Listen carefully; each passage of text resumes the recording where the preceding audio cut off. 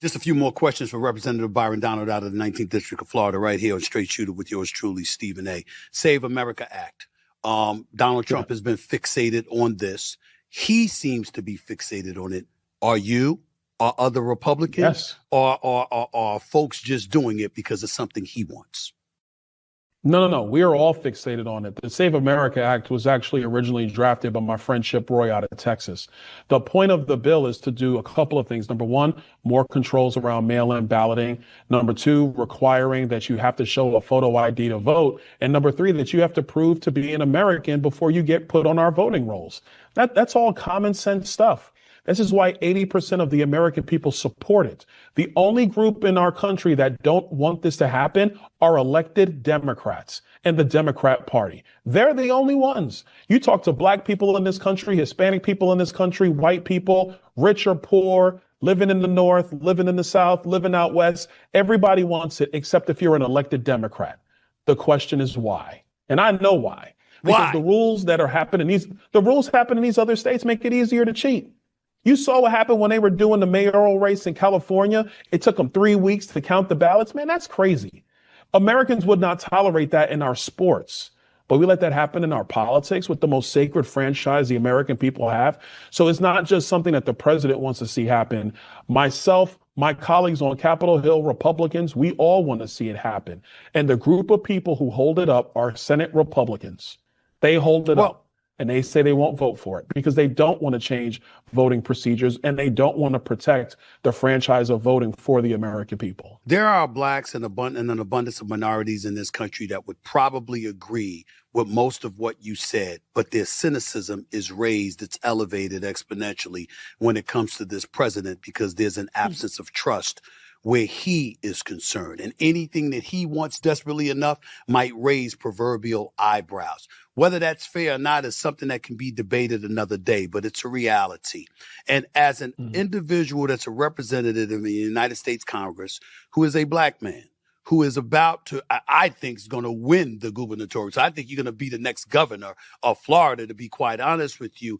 I'm wondering how you feel about that as a black man, to see individuals, American citizens in this country of your ethnicity, of your hue, feeling such negativity towards somebody you have unapologetically endorsed religiously and who endorses you.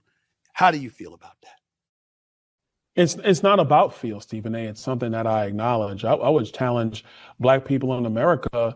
Number one is, first of all, it ain't even about trust. It's about verification. We've had people on both sides of the aisle promise black people everything until the cows come home. But it's really about, are you going to verify the promises and verify what the policies actually do? Or are you just going to trust it because you have comfort level with a certain politician? I know when it comes to me, my view is, let me see what you say you're going to do, and then I'm going to look at the policy for myself. When the president talks about securing the borders and closing them, black people in America can clearly see that when Joe Biden let these borders wide open, that was the craziest thing you could have ever done to our country. I agree. Look at all the young girls who were killed as a result. Look at the young immigrant girls who were sold into sex slavery coming across our borders. That's just policy that don't make no sense. So why would you support a politician just because you feel good about that person when the policy that they're executing is actually a detriment to our country and to, quite frankly, cities all across America? Well, congratulations are in order for Representative Byron Donalds. He won the Republican nomination for the governor's race. Byron quite possibly may be the first black governor that the Sunshine State has ever seen. He's endorsed by President Trump. And I knew after this interview that he did with journalist, ESPN host, and podcaster Stephen A. Smith that it was going to be trouble. And I knew that the noise was going to come, and it was going to come rapid fire. As most of you know, we are, maybe less than 90 days up on the midterm elections, which is in November. And I knew that this was going to be a problem for Stephen A. because of two reasons. Number one, Byron Donalds is a Black Republican. Number 2, Stephen A. Smith is a sports journalist. So 60 to 70% of his audience, if not higher, is Black men. Let's talk about it. Come through, I think I need you. I swear it's time to keep these feelings to myself. Now you're the one I'm thinking of. My higher ground, my rocket love. For gravity, I'd rather stay up here. We can get away from cheese beach views on a night day. All I wanna hear is the images I replay. Staring next to you. Trying not to slow. How I feel about you. You wish away. You don't want more. I just wanna get away. Erin Hayes is the new president of the National Association of Black Journalists. She has been in the role for exactly a year now. She was first selected on August 8th of 2025 for this role. From what I can see that I've read about her, she is a contributor to MSNBC. She has worked at the Washington Post, the AP, the Los Angeles Times. She has received prestigious awards in journalism. The latest award that I see from her was in 2022, but she won the LGBTQ Award for Black Excellence in Journalism. And she also won an award in 2025 that the Roots gave her, again, excellent journalism. What Erin did by handing Stephen A. Smith this thumbs down award, it honestly exposed, unknowingly, she exposed the anti-Black practices of the Democratic Party. Of course, it's covert, so you don't always see it. But if you watch how these people move, and when I mean these people, I mean those of the Democratic Party, they tell you exactly what's really going on, although they lie and gaslight you to believe it's something different. What Erin exposed is that the NABJ is a liberal organization. It's just another arm of the Democratic Party, and it is controlled and funded by white elites. Number 2, it exposed that the Democratic Party does not actually believe in DEI practices. Because if it did, this is a Black journalism organization. What difference does it make what your political affiliation is? Doesn't matter if you're a Democrat, Republican, Independent, Libertarian. Your political affiliation should not matter. And you should not be excluded simply because you are not a Democrat. This is the reason why they're really getting at Stephen A. Smith, because they believe that he is aligning himself with the Republican Party.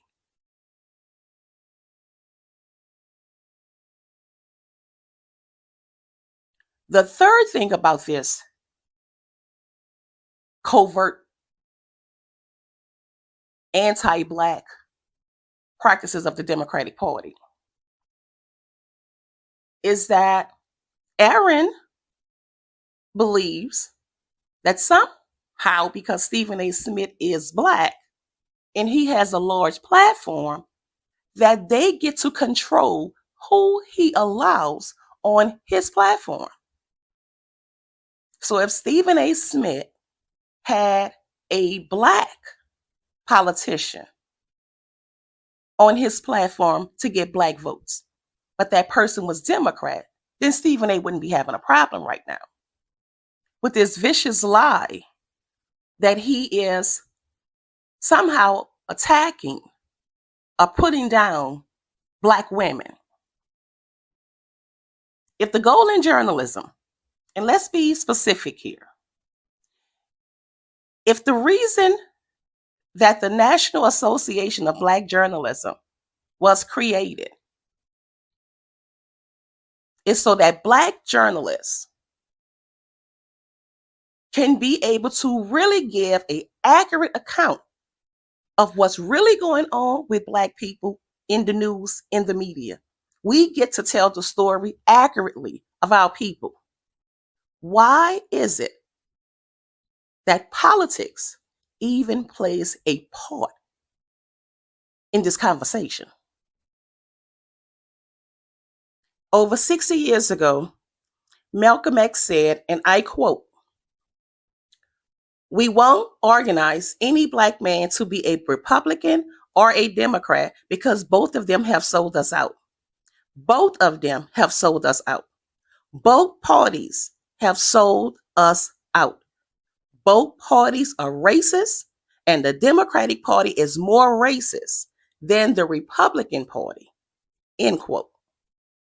So on August 15 in Atlanta, Stephen A. Smith was awarded the Thumbs Down Award by the National Association of Black Journalists.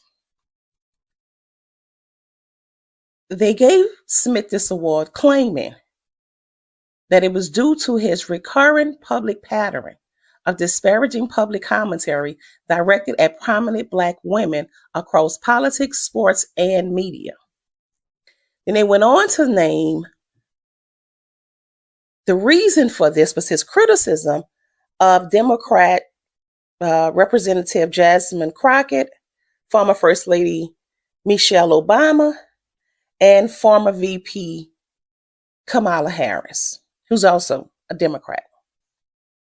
Here is what they said about him. Stephen A. Smith, sports analyst and political commentator.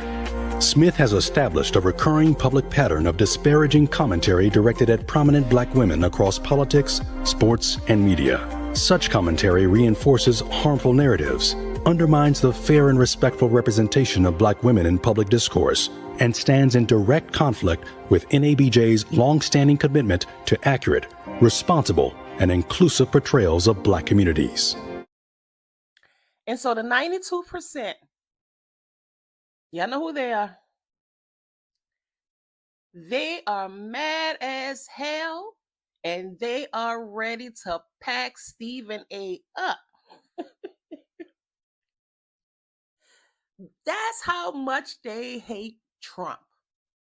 They're ready to pack up Stephen A. because he said something. Pay attention to what they're saying. He said something that was disparaging to Black prominent women.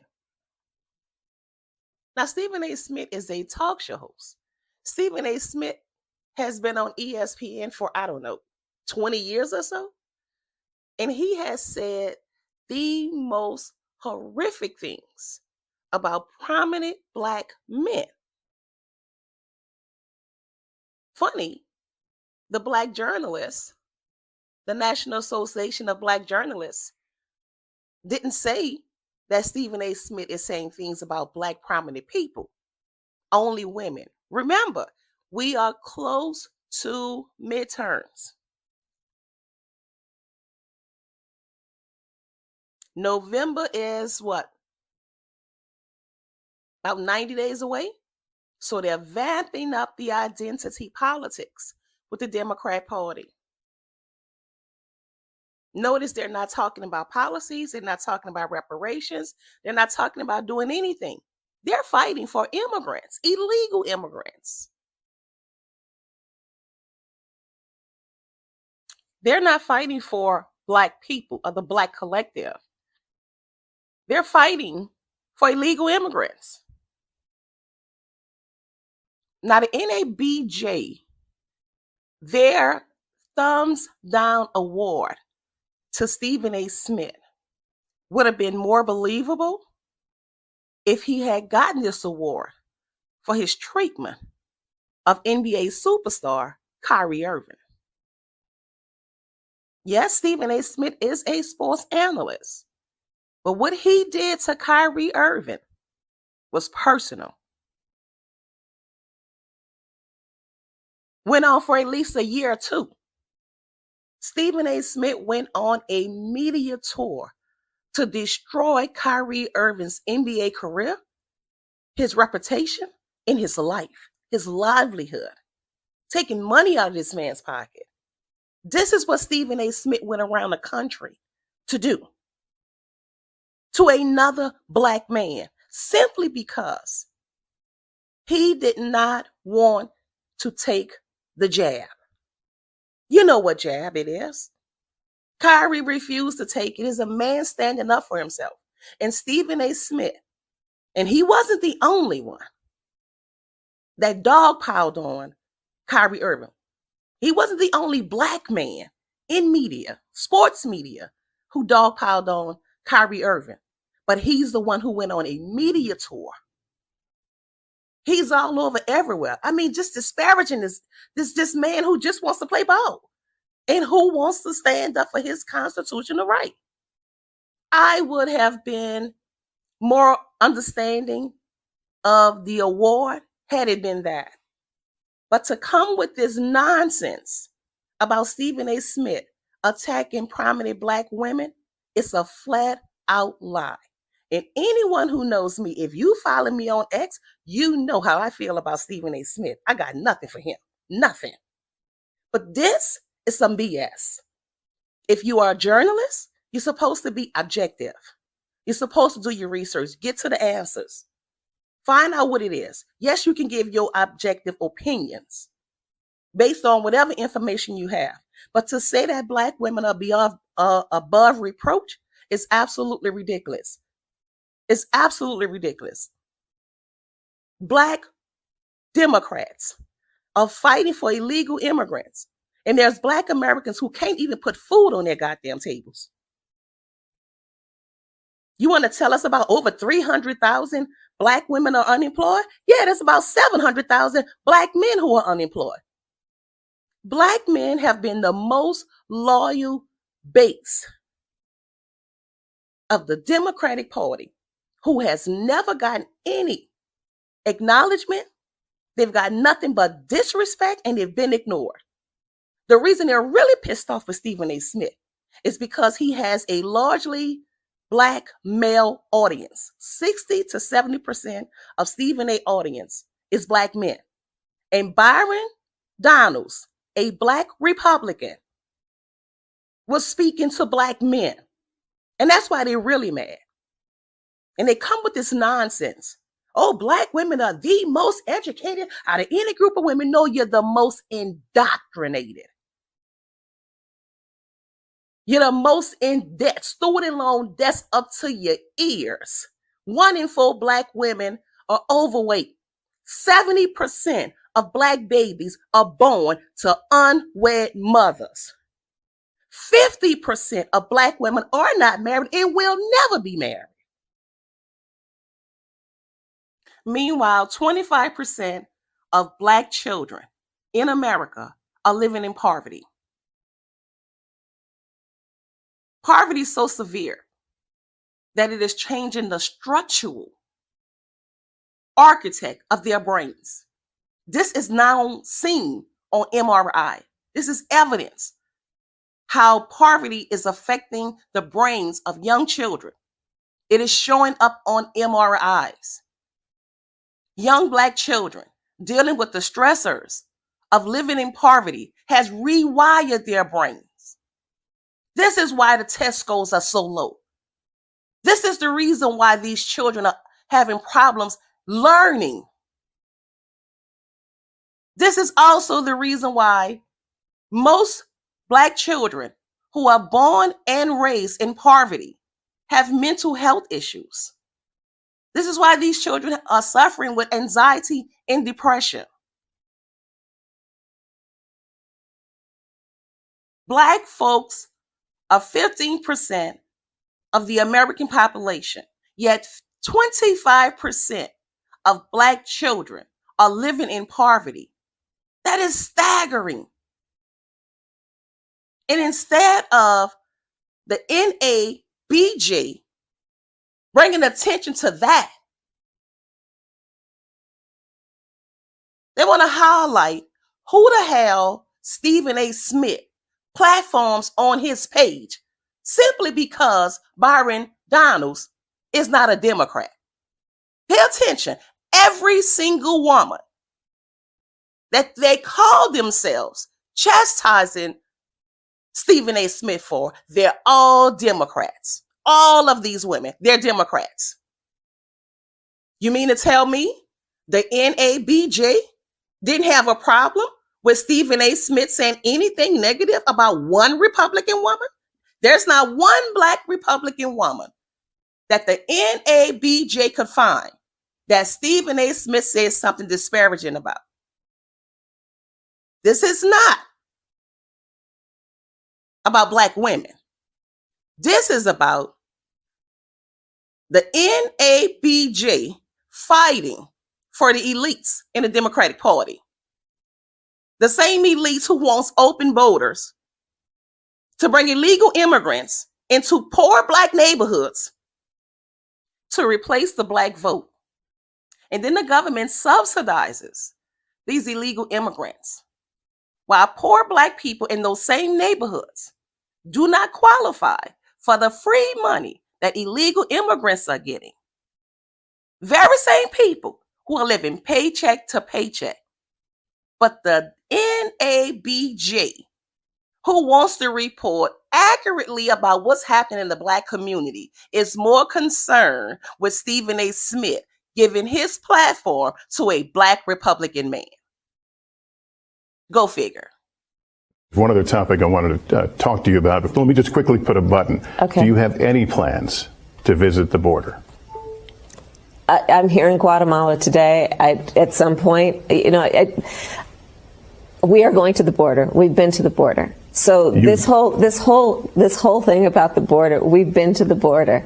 We've been to the border. You haven't been to the border. And I haven't been to Europe. And I don't understand the point that you're making. What you just said is one of the most insanely idiotic things I have ever heard. At no point in your rambling, incoherent response were you even close to anything that could be considered a rational thought. Everyone in this room is now dumber for having listened to it. Black Americans have been voting in at least the 80th percentile for the Democratic Party for the last 6 decades. Malcolm X, over 60 years ago, said that Black people had to become politically mature. Here we are in 2026, and Black people are fighting each other for a political party that never fought for them. When Malcolm X was questioned by a reporter, who do you think that Black people should vote for in the upcoming election? Here's what he had to say. Suggest that Negroes vote for in the coming election. I wouldn't suggest that they vote for any party or either party. I would suggest that the so-called Negroes become politically mature, realize the power that they hold in the field of politics, and then once the person who is running is aware that this man is awakened to the power that he holds, then that person who is running will approach that Negro on a more intelligent plane. As it is right now, most of the Negro leaders sell out to the white politicians for crumbs. And an awakening, a political awakening among Negroes will make it impossible for the present Negro leaders to sell our people out as they've been doing in the past. Well, you do think Negroes should vote? Negroes should do whatever is necessary to bring about a complete solution to their problem. When I say whatever is necessary, they should have the flexibility to do whatever is necessary to solve the problem. That was Malcolm X speaking over 60 years ago. So to see 60 years later, Black so-called educated people are fighting each other. These are media mouthpieces, Democratic shields. Any Black person who is not blindly voting blue no matter who, any Black person who's asking, what are your policy proposals? What is your plan for the Black community? Anyone who is not just blindly following the Democrats somehow has become a COON, a sellout. How are you a sellout to a political party who has never, ever fought for you? Never. Who are you selling out to? Neither party should blindly get your vote. Neither one. And so I see Don Lemon, he's also joined in on the dog pile of Stephen A. Smith. And he's very passive aggressive, him and Jamil Hill, taking digs, but being passive aggressive, pretending like they're not. He says, well, Stephen A. said disparaging things about me as well. Well, I know I'm not a Black woman, but I am a Black man. And just for a reminder, this is the same Don Lemon who said that white men are the most terroristic threat to the American public. And then he goes and marry a white man. These are very unserious people. And so I'm looking at Jamil Hill, and she's having a podcast conversation with Don Lemon. And here's a Black woman who is on board attacking Stephen A. Smith. And she's sitting there with European bleach blonde hair in her head while telling you how pro-Black she is. This is the nonsense that we're dealing with here. Foolishness. August 6, 2020, rapper Ice Cube has an interview with Roland Martin where he's speaking about his contract for Black America. He said he would speak with both political parties. Joe Biden told him that he would speak with him after the election. Donald Trump spoke to him at that time. Pay close attention. Ice Cube is saying that he has a contract for Black America. And a Black woman comes out and asks, well, what about Black women?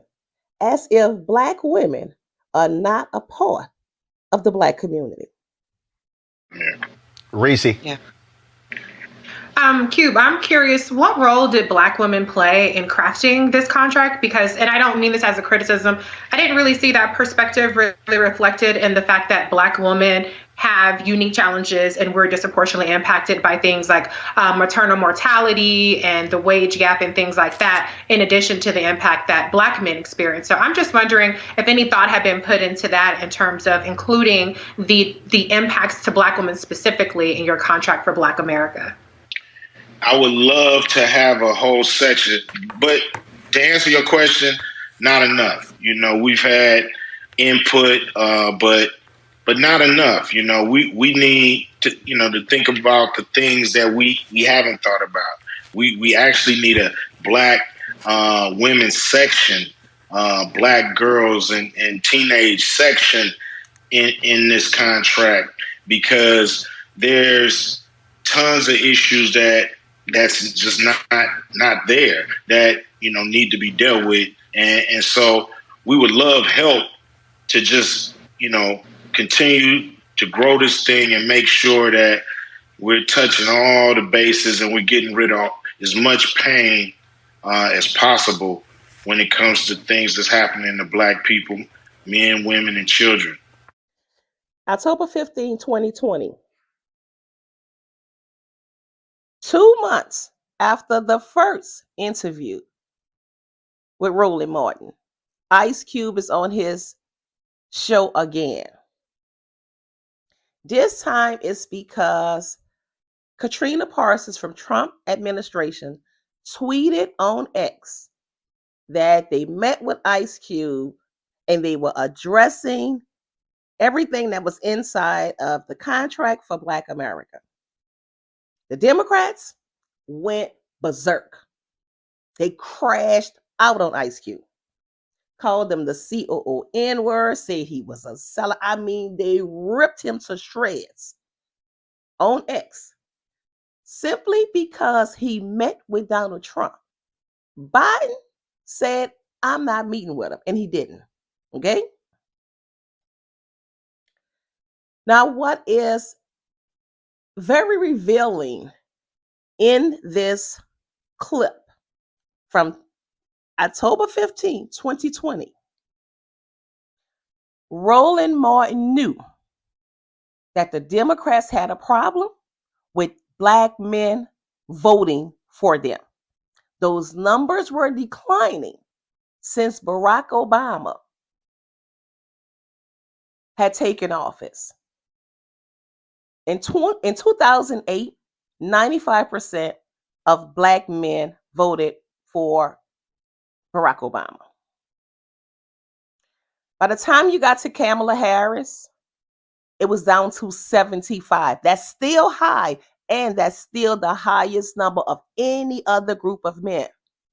Black men do not get the respect that they deserve from the Democratic Party. And this is why they're going to the Republicans. Someone who's going to listen to them. Man to man. Now, when Roland Martin says to Ice Cube, now again, this is in October 15, 2020, is the date that this interview was published. Roland Martin says that he knew, as well as the Democrats, that they had a problem with Black men voting since 2016. They didn't care. But what's so disturbing about this is that Erin Hayes, the president of the National Association of Black Journalists, she's gotten 2 awards for excellence in journalism, then I know damn well she know this. If I know it, she should know it. Take a listen to this interview. Look, my plan is called The Contract with Black America. So all of them lacking when it comes to that. So that's what I'm pushing. So anybody who's going to implement those plans into their plan, then I'm going to take a look at it. But both plans are lacking, and that's why we become educated voters for real, and then you pick who you want to pick. But at the end of the day, for us not to engage with both sides of the aisle to fix this, which I think is an American problem, that to me ain't going to help us in the end. What's going to help us is once we, realize how much power we have. Now, you said that, of course, Trump didn't stop all these things or didn't mention these things. Okay, maybe it was before he knew he needed the Black vote as much as he do. You never know. This is what deals are made of. So I don't know what they're going to do. No. That's actually that's not the case. Hold on. I can tell you personally. No. Hold up. You said before you knew the Black vote. I just want to just correct something, Ice Cube. I'm going to let you finish. I just want to correct something. I met with the White House in 2018. They told me directly in 2018, we think we can get 20% Black male support in the 2020. So it didn't. They were fully aware of that. Why'd you meet with him? Why'd you meet with him? I'm a journalist. Why'd you meet with him? I'm a journalist. What'd you meet with him to talk about? I'm a journalist. I met with him to talk about public policy issues, to ask them those various questions. Public policy issues, and the thing was to get 20% of the vote. No, right. They said no, not 20% of the vote. Did they think they was going to get that for free? Right. This is what they said. They said they believed they could get 20% of the Black male vote, and they specifically said they were going to use criminal justice reform and economic policies. Why did they think they can get 20% of the Black male vote? Why do they think that? Because they said they think that they can appeal to disaffected Black men. They point blank, they know Black women don't like them. Why can they appeal to that demographic? Who's not appealing to that demographic? How can they swoop in and get it? Who? That should have been covered. What do you mean?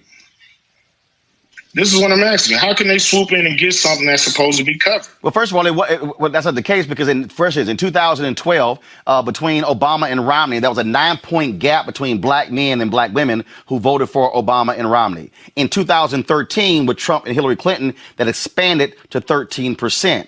Now, when you look at 2020, they believe that, oh, we think there's an opportunity here for us to be able to appeal to black men on economic policies because they say black women can't stand it. Well, it's not being done for black men in this country that the number is growing. Because, first of all, because the difference between black men and black women, black men are more likely to be. Why don't the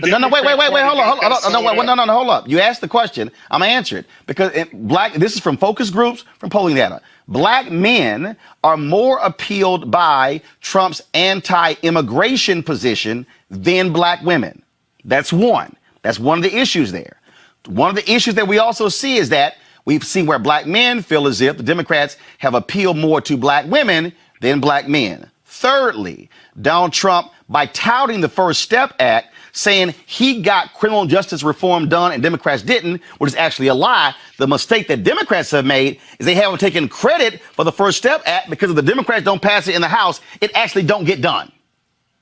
And so they see an opportunity to be able to target black men who are disaffected by both parties by peeling to their pocketbooks, their 401ks, by using tax policy, and that's what their strategy is.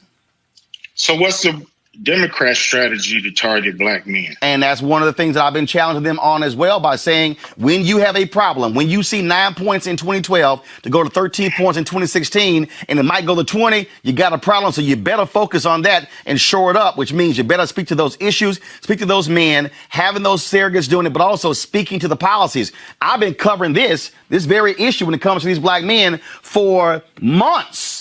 Now, Democrats haven't done it. Now, folks are sort of trying to pay attention now. But I actually was talking to Tom Perez and the DNC about this 4 years ago. Now we're going to fast forward to July 30th, 2024. Roland Martin was upset because no men were allowed on the panel at the National Association of Black Journalism convention in Chicago. Also, there were no Black independent media on the panel. As you know, Roland allegedly is a part of Black independent media. So the entire panel was women and all from mainstream media, ABC, Fox, whatever. So Roland goes on a rant because he felt the way that there were no men there. He wanted to be on that panel, and he wasn't. Take a listen. What is the main problem with NABJ inviting Donald Trump to be interviewed tomorrow at the conference in Chicago? The difference here is Donald Trump has been far more vicious in his attacks on journalists, on journalism, and the fourth estate. He has pushed fake news. He has sat here and lied about the election results. And so the reason I've been so upset is because when the news came out, is first, there is no way Harris Faulkner and Fox News or any representative of Fox News should be on any stage at NABJ questioning Donald Trump after they paid $787 million to settle a case where they lied about the election and they knew they were lying. Then they have a second case that's going on. 2, no black male journalists. Got 4,000 members. I'm down for the sisters. And if there were 3 black men and no sisters, I would be joining the sisters saying, where's representation? Thirdly, no black-owned media. What is... So here we are at July 31st, 2024. This is the date of the convention, the National Association of Black Journalists convention in Chicago. Former President Trump at the time was interviewed on this panel. Kamala Harris was supposed to be there. She did not show up. The ladies allowed Kamala to do her interview via Zoom, but they told President Trump that he had to actually be there in person. Well, things went left real quick when the journalists disrespected President Trump and thought it was going to be okay. Take a listen. Mr. President, we so appreciate you giving us an hour of your time. I want to start by addressing the elephant in the room, sir. A lot of people did not think it was appropriate for you to be here today. You have pushed false claims about some of your rivals, from Nikki Haley to former President Barack Obama, saying that they were not born in the United States, which is not true. You have told 4 congresswomen of color who were American citizens to go back to where they came from. You have used words like animal and rabid to describe black district attorneys. You've attacked black journalists, calling them a loser, saying the questions that they ask are, quote, stupid and racist. You've had dinner with a white supremacist at your Mar-a-Lago resort. So my question, sir, now that you are asking black supporters to vote for you, why should black voters trust you after you have used language like that? Well, first of all, I don't think I've ever been asked a question in such a horrible manner. First question. You don't even say, hello, how are you? Are you with ABC? Because I think they're a fake news network, a terrible network.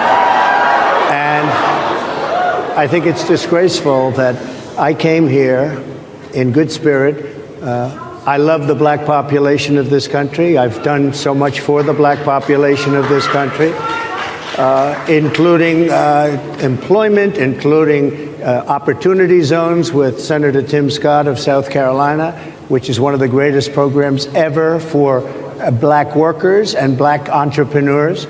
I've done so much, and and I say this, historically black colleges and universities were out of money, they were stone cold broke, and I saved them, and I gave them long-term financing, and nobody else was doing it. I think it's a very rude introduction. I don't know exactly why you would do something like that, and let me go a step further. I was invited here, and I was told my opponent, whether it was Biden or Kamala, I was told my opponent was going to be here. It turned out my opponent isn't here. You invited me under false pretense, and then you said you can't do it with Zoom. Well, where's Zoom? She's going to do it with Zoom, and she's not coming. And then you were half an hour late, just so we understand. I have too much respect for you to be late. They couldn't get their equipment working or something was wrong. Mr. President, I would love if you can answer the question on your rhetoric and why you believe that black voters should trust you with another 4 years. I have been the best president for the black population since Abraham Lincoln. That's my answer. Better than President Johnson, who signed the Voting Rights Act? For you to start off a question and answer period, especially when you're 35 minutes late because you couldn't get your equipment to work, in such a hostile manner, I think it's a disgrace. I really do. Finally, Obigon released, he called into the Roland Martin show to speak with Aaron and Roland. And he released this on his channel. It is a clip from Roland Martin's show, though. But Obigon released it on his channel. Anyway, Aaron, or should I say the 92%, apparently she's delusional enough to believe that it's okay for her to publicly check Stephen A. Smith. But apparently, Stephen A. Smith can't publicly check any black woman. So if the black man can't check the black woman, then who can check black women? I really would love to know that. I am a black woman. Born and bred right here in America. All of my ancestors, everybody's black. And I need to know, if a black man cannot check a black woman, but a black woman can check a black man publicly, we need to find out what happened and why the black woman is so out of order, completely out of order. She can check everybody and their mama, but can't nobody check her, which explains why 70% of black children are born out of wedlock and 50% of black women will never have a husband. Anyway, listen to this. Thank you both for your leadership over the years. I've been a real admirer of both of you. I want to know, coming out of this conference and with this award, what, or thumbs down, I don't know, I don't want to use the term award. How do you see this going forward? It's called, El Mecongo, it's called the NABJ Thumbs Down Award. That's what it's called. Okay, cool. So with the award, Do you feel like this could actually be something that can lead towards journalists and some of these organizations being more productive in the future as it relates to the Black community? You talked about it happening with some organizations and individuals in the past, but in this climate that we're in now, are people getting a little bit more aggressive and assertive and just dissing y'all, or are they actually doing work to be better, Ms. Haynes? Yeah, listen, what I hope is that this is absolutely a chance for change and a chance for change and improved behavior, especially in this climate. What is the message that we can send that folks can hear this and that they actually want to respond in a way that moves us forward towards, better, more inclusive and accurate journalism, right? That is reflecting the communities that we cover, and in particular, Black communities, the Black communities that certainly we advocate on behalf of in terms of fair and accurate coverage every single day. Comes from us bestowing this recognition on to all five of these recipients is that there is listening, there is reflection, there is a serious conversation about the patterns and behavior that we're seeing. And ultimately, the measure of accountability is going to be about whether anything actually changes, right? On his show today, Stephen A. said, what does this have to do with journalism? I would say what this has to do with journalism is what we normalize. When commentary is repeatedly framing Black women as unqualified or undeserving of authority, like that helps to normalize a way of seeing Black women, right? For audiences, for newsrooms, and for this next generation of journalists who are watching these platforms and learning what journalism is supposed to look like. So, journalism doesn't just report culture. Journalism is shaping culture. So when certain ways of talking about Black women become routine on major media platforms, that normalizes something for audiences and for young journalists that are learning the profession. So I think, what I'm hoping, like I said, is that folks can see this not just as a call out, but also a call in, right? That is certainly my goal.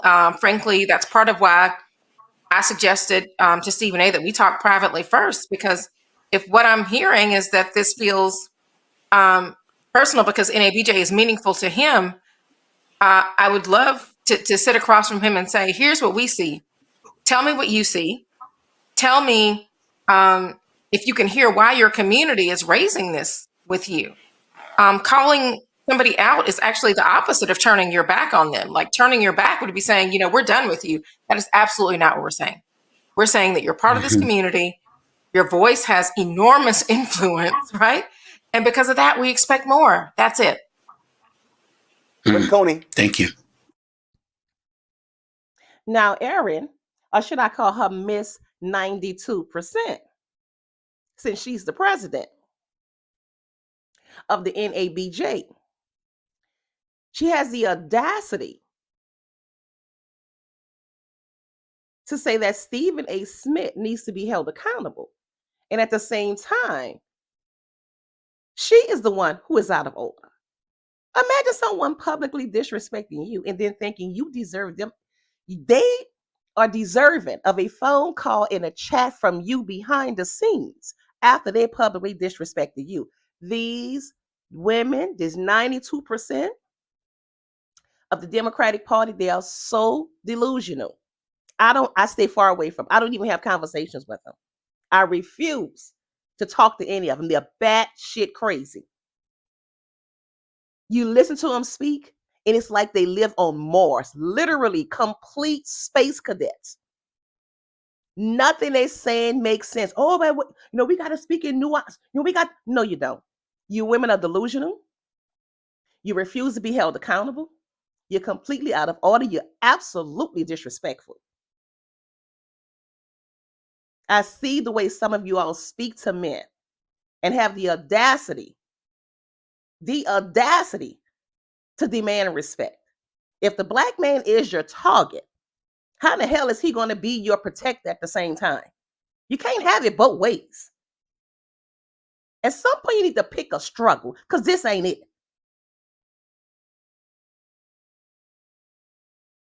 Kamala Harris lost the race to President Trump, the students at Howard who were waiting for her, the after party, she announced her presidency at Howard. She had all of these students campaigning for her, working really hard, getting people to vote, getting people registered, everything. She lost, and she did not even come there and tell those kids, thank you. Those kids stood out there till after midnight. She never even came to thank those kids. And they put their hard work in there for her. So Miss Erin Hayes, while you're talking about holding Stephen A accountable, you need to be holding yourself accountable. And you need to be holding Kamala Harris accountable, having the audacity to talk about she's going to run for president again. And she had no political proposals. She was a deer stuck in headlights. She was terrified to interview with anyone because she did not even know her own political proposals. How the hell is she going to run the country? Her and Trump in the same league. How long they lied about Joe Biden being demented? How long? And you got the audacity to be talking about another party. You guys need to get together and either form a strong third party or shut the F up about telling somebody, especially telling Black people, that they need to vote for the Democrats. Now, Stephen A. Smith, he is 100% right. And he is being vilified by these women. I tell you something. The way he treated Kyrie Irving, it's kind of poetic justice.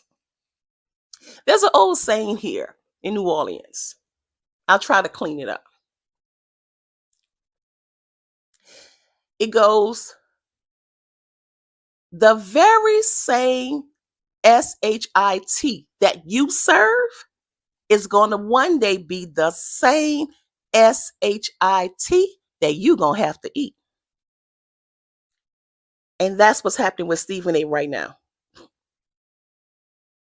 Thank you guys for tuning into my podcast. Like, comment, subscribe to the channel, and share if you like. Talk to you guys soon. Go, live and go.